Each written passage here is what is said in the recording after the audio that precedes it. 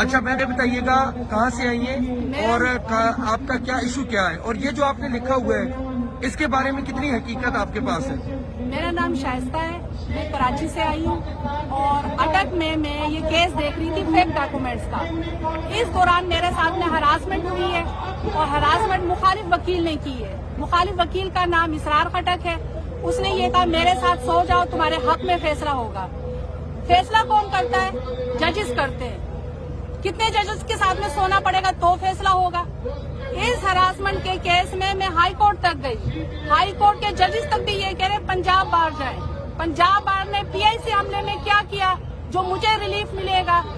ساری عوام جو ہے جب عدالتوں میں آ سکتی ہیں تو پھر یہ وکیل عدالتوں میں کیوں نہیں آ سکتے؟ ان کی ایف آئی آر کیوں نہیں کر سکتی؟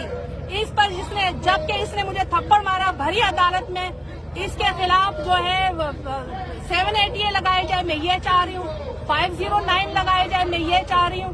پولیس اتنی انڈر پریشر ہوئی پڑی، وہ کہہ رہے ہم اس کے خلاف کچھ نہیں کرتے۔ پولیس ایسی انڈر پریشر ہے، وہ ہلکی سی دفعہ لگا کر ججز سے فیصلہ لے لیتی ہے۔